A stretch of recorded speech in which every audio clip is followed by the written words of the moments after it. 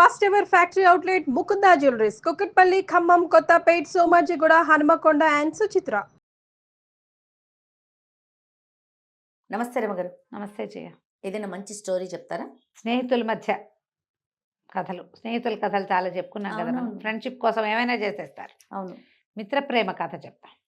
పూర్వం అట గంగా తీరంలో జయప్రతాపులని ఇద్దరు స్నేహితులు ఉండేవారు. జయుడు, ప్రతాపుడు చాలా స్నేహంగా ఉండేవాళ్ళు. చిన్నతనం అంతా కలిసే ఉన్నారు వీళ్ళు. చాలా యుద్ధ విద్యలు అవి అభ్యసించారు. చెరో దేశంలోనూ ఉద్యోగాలకు వెళ్ళారు. ప్రతాపుడేమో ఉజ్జయినికి వెళ్ళాడు, జయుడు ఉజ్జయినికి వెళ్ళాడు, ప్రతాపుడు అమరావతికి. ఇద్దరు చెరో దేశంలోనూ ఉన్నారు. ఒకళ్ళు అమరావతిలో, ఒకళ్ళు ఉజ్జయినిలో. 12 ఏళ్ల పాటు వీళ్ళు కలుసుకోవాలి. 12 సంవత్సరాల పాటు కలుసుకోవాలి. ఇది 17, 18 ఏజ్లో అట్లా డిపార్ట్ అయ్యారు అనుకుందాం. కానీ అటు నుంచి ఇటు ఎవరు ఉజ్జయిని నుంచి అమరావతి ఎవరైనా వస్తుంటే ఒకళ్ళకొకళ్ళు కానుకలు పంపించుకుంటూ ఉత్తరాలు రాసుకుంటూ ఉండేవాళ్ళు. సరే, ఒకసారి జయుడు అమరావతి వచ్చాడు. చాలా కాలం పిలవగా వస్తే చక్కగా ప్రతాపుడు చక్కగా ఇల్లు వాకిలన్నీ ఏర్పరచుకున్నాడు. చాలా బాగున్నాడు. ఇద్దరు బాగా సంతోషంగా గడిపారు. అయితే ఒక 5-6 రోజుల తర్వాత ఈ జయుడు కొంచెం డల్గా ఉండటం మొదలుపెట్టాడు. పెద్దగా అన్నం తినకుండా ఉండేవాడు. డల్గా ఉన్నాడు. డల్గా ఉంటే ప్రతాపుడు పదే అడిగాడు, ఏమిటి ఎందుకు డల్గా అయిపోయావు? మనం శుభ్రంగా కలిసి తిరుగుతున్నావు అన్ని చోట్లకి, నువ్వు సరిగ్గా అన్నం తింటున్నట్లేదు, నీకు నిద్ర పడుతున్నట్టు కనిపించట్లా, మొహం పాడైపోయింది, ఏదో బేలగా కనపడుతున్నావు, ఏమిటంటే నేనేం చెప్పను, ఇప్పటిదాకా వివాహం తలంపు రాలేదు నాకు. మీ ఇంట్లో నేను ఒక అమ్మాయిని చూశాను. అమ్మాయి చాలా అందంగా ఉంది, నాకు నచ్చింది.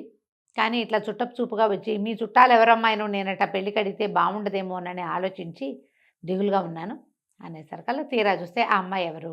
మనోరమ. ఆ అమ్మాయి ఈ ప్రతాపుడికి దూరం చుట్టం. తల్లిదండ్రి గతించారు, చాలా ఆస్తుంది. అందుకని ఆ పిల్లని 10-11 ఏళ్ళప్పుడే వీళ్ళింటికి తరలించారు. ఆస్తులు అవి వీళ్ళే చూస్తున్నారు.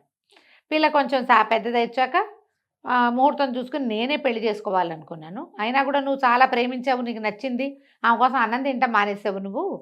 మా చుట్టాలమ్మాయే కదా, అక్కడ ఒప్పుకోవడానికి ఎవరు లేరు, ఒప్పుకోవాల్సింది మేమే, నువ్వు పెళ్లి చేసుకోమని ఏం చేశాడు ఈ ప్రతాపుడు? చాలా బలవంత పెట్టి జయుడికి ఇచ్చి మనోరమని వివాహం చేసి ఆమె ఆస్తులు కూడా అతనికి అప్పచెప్పాడు. వెండి బంగారం సామాన్లు గిమాన్లు అన్నీ ఇచ్చేశారు. ఇక్కడున్న పొలాలను కూడా స్వాధీనపరిచాడు. తర్వాత కొంతకాలానికి ఇతను ఉజ్జయినికి వెళ్ళిపోయాడు. ఎవరి ఊళ్ళకి వాళ్ళు వెళ్ళిపోయారు. కొంతకాలం గడిచిన తర్వాత ఏమైంది, ఈ ప్రతాపుడు ఏ రాజ్యంలో పనిచేసుకుంటున్నాడో ఆ రాజుగారు మరణించారు. యువరాజు రాజయ్యాడు. రాజు అయిన తర్వాత ఏమైంది, అతనికి ప్రతాపుడి మీద గిట్టని వాళ్ళు ఎవరో, ప్రతాపుడి శత్రువులు ఎవరో ఏవో కొండేలు చెప్పారు. దాంతో ఆయన ఉద్యోగం తీసేశాడు. ఈయన కొంతకాలం గడిపాడు. కానీ దాదాపుగా ఆస్తులు కూడా స్వాధీనం చేసేసుకుంటారు రాజులు. ఉద్యోగం నుంచి మన ఏమంటారు, సస్పెన్షన్ ఉండదు, బర్తరఫ్ చేసేయటమే. చేసేసి మొత్తం ఆస్తి అంతా స్వాధీనపరిచేసుకుంటారు. ఏదో దాచుకున్నవి కూడా ఏమీ మిగలక బికారైపోయాడు అతను. బికారైపోయి ఇక అతనికి ఎవ్వరు లేరు ఇక్కడ. ఆ చుట్టాలు పక్కాలు కూడా రాజభయంతో అతన్ని ఆదరించలే. సరే, ఇతను మనకి జయుడు ఒక్కడే ఆసరా, జయుడు దగ్గరికి వెళ్దామని బయలుదేరాడు. వాహనం కూడా లేదు. వెళ్ళగా చివరికి అదే ఉజ్జయిని నగరం అనుకుందాం, అక్కడికి అమరావతి ఉజ్జయిని అక్కడికి చేరాడు. చేరేసరికల్లా ఏమైంది, రాత్రి అయిపోయింది. బికారిగా ఉన్న తన బట్టలు, ప్రయాణంలో ఇన్ని రోజులు నడకకి అలసిపోయి చీదరగా ఉన్న తన మొహము, ఒడ్డలు ఇవన్నీ ఆలోచించుకుని చీకటి పడింది, రాత్రి వేళ ఇక్కడికి వెళ్ళకూడదు అని చెప్పి మహాకాళ మందిరానికి దగ్గరలో ఉన్న శ్మశానపు బయట మందిరాల్లాగా ఉంటాయట మండపాలు, అక్కడ పడుకున్నాడు ఈ ప్రతాపుడు.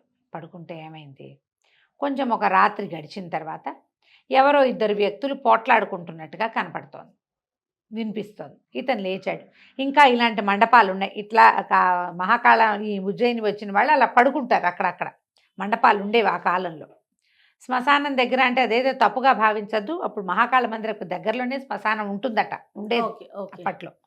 సరే, ఏమైంది, ఇతను లేచి చూసేసరికల్లా ఒక 2 పోరాడుకుంటున్నారు. అందులో ఒకటి చేతిలో కత్తుంది, రెండో వాడు ఆపుతున్నాడు. సడన్గా రెండో వాడు కూడా బొడ్లోంచి కత్తి తీసి మొదటి వాడిని పొడిచేశాడు. పొడిచేసి పరిగెత్తుకుంటూ ఈ ప్రతాపుడు ఏ వైపు ఉన్నాడో ఆ వైపుకి వచ్చేసాడు. వీళ్ళు ఒక చోట ఇది యుద్ధం, వీళ్ళిద్దరికీ పోరాటం జరుగుతుంది. ఇతను ఒక మండపంలో ఉన్నాడు. అవతల వైపు ఉన్న మండపాల్లో వాళ్ళు కూడా ఈ పోరాటాన్ని చూశారు. అతను ఈ ప్రతాపుడు ఉన్న వైపుకి పరిగెత్తుకుంటూ వచ్చి ప్రతాపుడిని మందిరాన్ని దాటి ఆ మండపాన్ని దాటి వెళ్ళిపోయాడు. ఎప్పుడైతే ఈ ఒకడు చచ్చి పడ్డాడు, రెండో వాడు పరిగెత్తాడు అనుకోగానే అక్కడ వాళ్ళు ఇంకా భయం లేదు కదా, పోరాడుకుంటున్నప్పుడు మధ్యలోకి వెళ్ళారనుకో వీళ్ళకు కూడా తగులుతాయి కత్తిపోట్లు. ఎప్పుడైతే అతను పారిపోయాడు, పట్టుకోండి పట్టుకోండి అని ఆ మిగిలిన మండపాల్లో ఉన్న జనం పరిగెత్తుకుంటూ ఇటు వచ్చారు. వచ్చేసరికల్లా దిగ్భ్రాంతిగా నిలబడిన ప్రతాపుడిని పట్టేసుకున్నారు వాళ్ళు. ఆ మండపము మీదకి వెలుగు పట్టల్లా. అంతకుముందు కూడా ప్రతాపుడు అక్కడే నుంచునున్నాడని వాళ్ళు చూడలా. మండపం వైపు పరిగెత్తుకొచ్చాడు. మండపంలో ఉన్నది ప్రతాపుడు ఒక్కడే కాబట్టి పెడరక్కలు విరిచి పట్టేసుకున్నారు.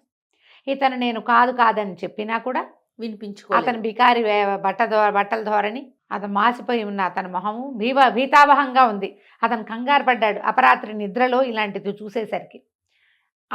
దాంతో ఈ భయంగా ఉన్న మొహం చూసేసరికల్లా వీడే హంతకుడని వాళ్ళు భావించారు. పట్టుకోవటం ఏమిటి, ఆ తెల్లవారేసరికల్లా సైనికులు పట్టేసుకున్నారు.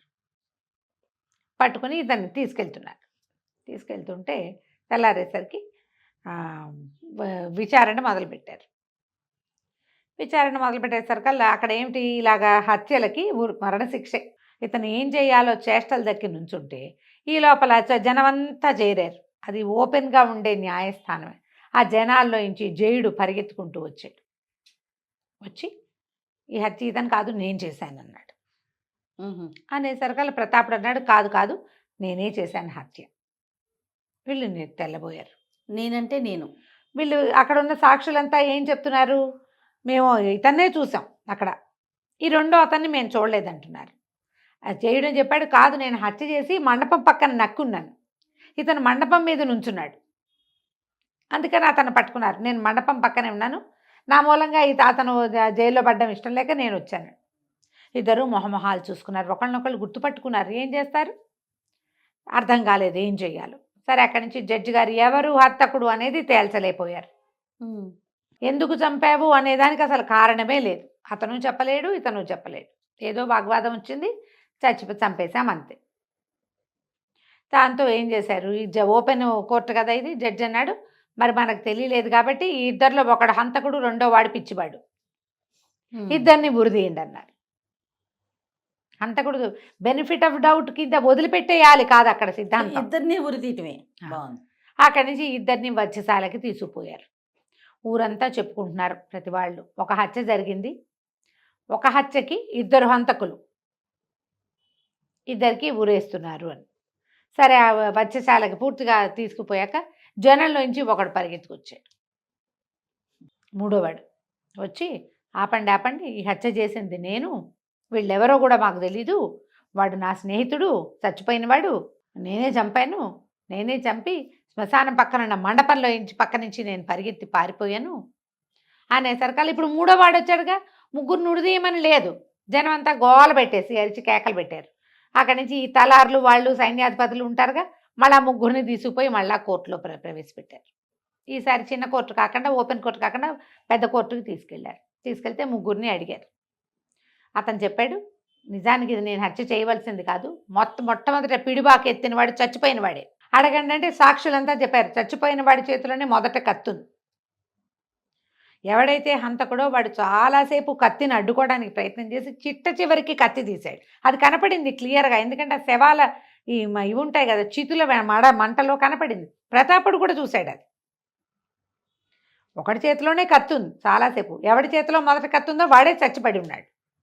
అక్కడి నుంచి ఇతను చెప్పాడనమాట, నా స్నేహితుడు మా చెల్లెల్ని పెళ్లి చేసుకుంటానని నా దగ్గర డబ్బులు అప్పు తీసుకున్నాడు, మా చెల్లెల్ని చేసుకోలేదు, నా డబ్బు వెనక్కి తిరిగి ఇవ్వలేదు, అసలు అది వాడిని చంపే ఉద్దేశమే లేదు నాకు, మాట్లాడడానికి మొదలుపెట్టాము, మేము ఎక్కడి నుంచో మొదలుపెట్టి మాట్లాడి అక్కడికి చేరాం, వాడు నిన్ను చంపేస్తే నీ చెల్లెల్ని చేసుకోకర్లేదు, నీ బాకీ కూడా తీర్చక్కర్లేదని నన్ను చంపబోయాడు, ఎంతసేపో ప్రయత్నించాను, నేను ఆపలేకపోయాను, ఇదిగోండి చైతు మీద అతనికి 5-6 చోట్ల కత్తులు గుచ్చుకుని ఉన్న గుర్తులున్నాయి, ఆపలేక ఇక తప్పనిసరి చంపేశాను, వీళ్ళిద్దరూ ఎందుకు ఒప్పుకుంటున్నారో నాకు తెలియదు, నేను చేసిన హత్యకి నా కుటుంబం ఎట్లాగూ ఇదైపోతుంది, కానీ ఇద్దరు వేరు వ్యక్తులు ఎందుకు ఇందులో ఇరుక్కున్నారో, పైగా మేమే చేశామని వాళ్ళు ఎందుకు అంటున్నారో నాకు తెలియదు అనేసరికల్లా ఈ ప్రతాపుడిని జయుడిని ప్రశ్నించారు. ఆ జయుడు ఏం చెప్పాడంటే, నేను ఈ ఇక్కడ వాడినే, ఫలానా ఉద్యోగంలో ఉన్నాను, జనం గుర్తుపట్టారు అతన్ని, సైనికులు కూడా చెప్పారు, రాయస్ కార్డు ఇతను లెక్కలు చూసే దీంట్లో ఉంటాడు అతను. యుద్ధ విద్యలు నేర్చుకున్నా కూడా అతను ఎక్కువగా అందులో ఉంటాడు. సైనికుల లెక్కలు అవి రాసుకోవటము ఆ డిపార్ట్మెంట్లో ఉంటాడు. కరివాడినే ఇతను నా స్నేహితుడు. తను పెళ్లి చేసుకోవాల్సిన అమ్మాయిని నాకు ఇచ్చి పెళ్లి చేసి ఆమె ఆస్తంతా నాకు స్వాధీనపరిచాడు. ఎంతో చిన్నప్పటి నుంచి మేమిద్దరం స్నేహితులం. కొన్ని సంవత్సరాలుగా కలవలేదు. అతను నన్ను కలవడానికే ఈ ఊరు వచ్చి ఉంటాడు. కానీ వేషధారణ చూస్తే ఇదేదో ప్రమాదకరమైన పరిస్థితిలో ఉన్నట్టున్నాడు. ఒకవేళ పొరపాటున అతను ఏమైనా హత్య చేశాడేమో, అతను జీవితం పోతుంది, అతనికి ఉరిశిక్ష పడుతుందని నేను ఒప్పుకున్నాను. కాపాడడం కోసం నేను ఒప్పుకున్నాను. నేనే చేశానని చెప్పాను. అతన్ని నేను ఇప్పుడే చూస్తున్నాను. అంటే ఇన్ని సంవత్సరాల తర్వాత ఈ సైనికులు అరెస్ట్ చేసిన తర్వాతే నేను చూశానంటే జడ్జి అప్పుడు ప్రతాప్ని అడిగాడు, నువ్వెందుకు ఒప్పుకున్నావు? ఒప్పుకున్నావు అంటే, నేను మొదట ఒప్పుకోలేదండి. వాళ్ళు నేను నిర్ఘాంతపోయిన స్థితిలో ఉండగానే నన్ను కట్టేశారు. తీరా ఇక్కడికి వచ్చేసరికల్లా, ప్రజల్లోకి వచ్చేసరికి, కోర్టు దగ్గరికి వచ్చేసరికల్లా జయుడు పరిగెత్తుకు రాగానే జయుడే చంపేశాడేమో ఒకవేళ. మరి నేను ఒప్పుకుంటే నేనేమిది అంతా పోగొట్టుకున్నాను. ఇతనికి బిడ్డ పాప ఉన్నారు, నాకేమీ లేదు. నా స్నేహితుడైనా బాగుంటాడని నేనే చేశానని నేను ఒప్పుకున్నాను అన్నాడు. అనగానే జడ్జి గారు, అప్పుడే వచ్చిన మంత్రి గారు చాలా ఆశ్చర్యపోయారు. స్నేహితుల కోసం వీళ్ళు ఒకళ్ళ కోసం ఒకళ్ళు త్యాగం చేసుకోవటం ఏమిటి? అతను చేశాడు, అతను చేసింది, తను చేసిన హత్య తను ఒప్పుకున్నాడు. వీళ్ళు చేయని హత్యలు ఒప్పుకోవడానికి ఇలా ఇదయ్యారని ఆయన చాలా సంతోషించి, అతన్నేమో నువ్వు ఆత్మరక్షణ కోసమే చేసావు, వాళ్ళంతా చెప్పారు ఆత్మరక్షణ కోసమే చంపాడు ఇతను అని. నేను వదిలేస్తున్నాను, ఎప్పుడూ హత్యలకి శిక్ష వేయకుండా వదలలేదు. ఇది మొట్టమొదటిసారి చేస్తున్నాము ఈ పని. ఇలాంటి గోముఖ వ్యాఘ్రాలు లాంటి స్నేహితులతోటి జాగ్రత్తగా ఉండు నువ్వు అని చెప్పి అతన్ని వదిలేశారు. ఈ ప్రతాపుడికి కూడా ఈ రాజ్యంలోనే ఒక ఉద్యోగం ఇచ్చి అతన్ని ఇక్కడే అడ్డుపెట్టుకున్నారు. ఇలాంటి ఉత్తములైన స్నేహితులు మన రాజ్యానికి మంచిది. వీళ్ళ గాథలు చెప్పుకుంటూ మన ప్రజలు కూడా మిత్రద్రోహాలు చేయకుండా ఉంటారు. వాడు ఒకడు మిత్రద్రోహి, చచ్చిపోయిన వాడు. స్నేహం కోసం చావడానికి సిద్ధపడ్డారు వీళ్ళు. ఇలాంటి వాళ్ళే కావాలని అతన్ని కూడా ఇక్కడే ఉంచుకున్నారు. వీళ్ళిద్దరూ కలకాలం స్నేహంగా ఉంటూ హాయిగా ఉన్నారు. కథ కంచికి మనం ఇంటికి. నమస్తే రమ్మగారు. నమస్తే జీ.